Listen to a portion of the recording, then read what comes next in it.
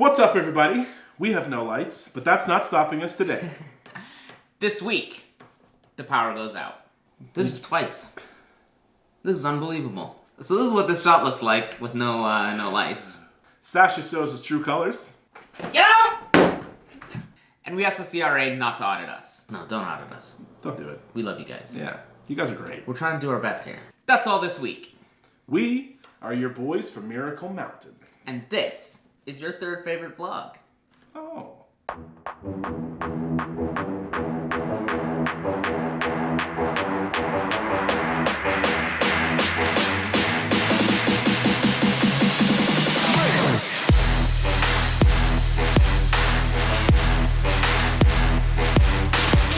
What's up, everybody? We have, well, I shouldn't say we. Sacha has been locked in a room for the past 2 weeks? 2 weeks, yeah. Yeah, Roughly. doing tax stuff.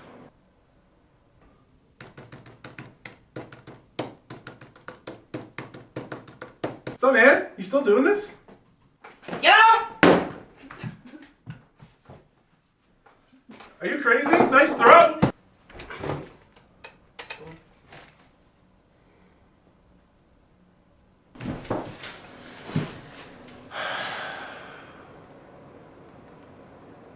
Sorry about that. And let's see. Nice. I'm gonna put that back in the freezer for mounts. I think we wanted to take this time. I know this isn't our regular vlog. It's not like our regular vlog, but we want to share some information with those entrepreneurs that are out there. So, Number 1, HST. When do you need it? Johnny? so this is a big question. Yeah.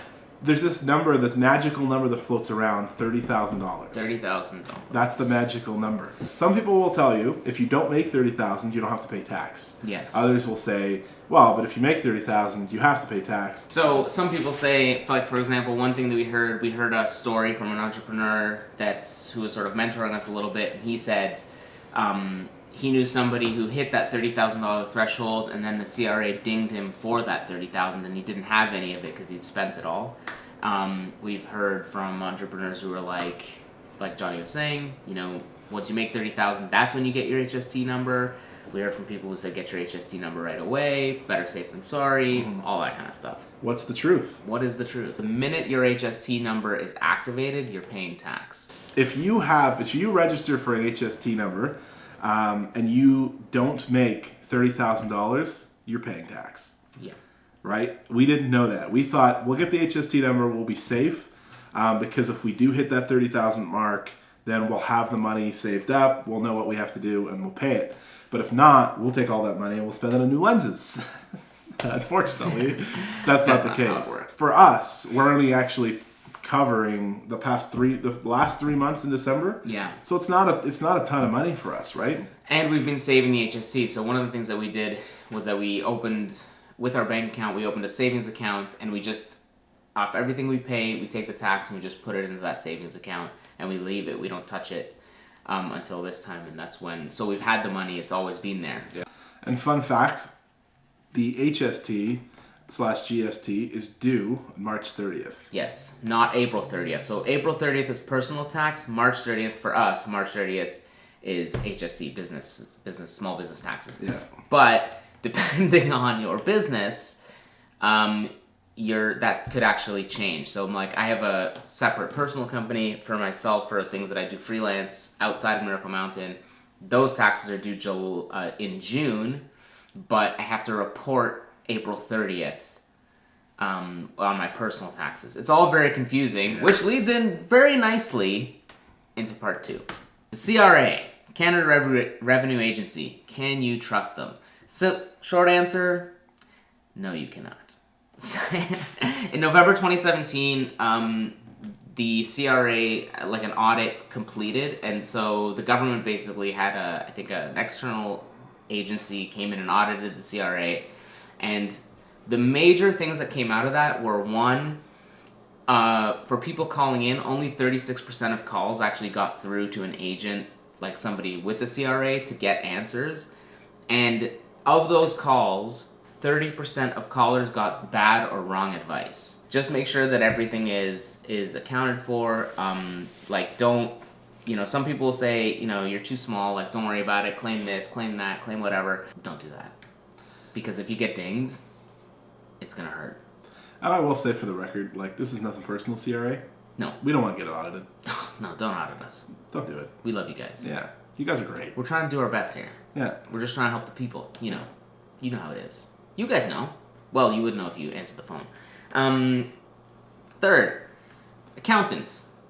Do you need them? Johnny? That's something that we both differed on at the very beginning. Yes. Like, I know nothing about tax. I will, when it comes to stuff like this, like, I'm not good with it. Where you have... Johnny's not on the beach. I have a handful of sand. And it's an entire beach. I wouldn't even say that. Like, information. you're like, your feet, your socks are off, tucked inside your shoes, and you're like walking, I'm out there a little bit? Yeah, you're getting your feet wet a little bit. Where I'm like... How's that water? From my bedroom window. Like, I haven't even showed up to the beach party yet. But I think we both came to the realization that... Accountants are good. We need an accountant. Yeah. Like, little accountant advice, and this is some advice that I've gleaned from small business owners who got screwed. Like, don't go to somebody who's working out of their house. It's probably, if they're a family friend or not, like, you really want to be with an organization where, there's oversight. With those bigger places comes overhead, because essentially you're paying for the building, right? A smaller place, they're working out of their house, they don't have overhead, you're not paying for them to keep the lights on necessarily. Ask Nicolas Cage, man. Accountants will run away with your money. So, Poor guy. This is twice. This is unbelievable. So this is what this shot looks like with no lights. So, we actually can't get the lights back on. Not sure what's going on. So, we just figured we'd crank open the window and get some natural light in here. Mm-hmm. Sort of where we were going there, I think, is that I was talking about some of the dangers of turning over too much of your information or, like, sort of granting power of attorney and that kind of stuff. Yeah. Don't do that. If you give over too much power to anybody, especially with your finances, you can get really screwed. And I know a few people that has happened to, and obviously, like, there are tons of people like Tony Braxton and, Nicolas Cage and a bunch of celebrities got screwed by their accountants. So it's a lot of power. You just have to make sure that you're trusting that person, and as Ronald Reagan says, trust but verify. Yeah. Hopefully this information was helpful to you. I know it's been a constant year of learning for us.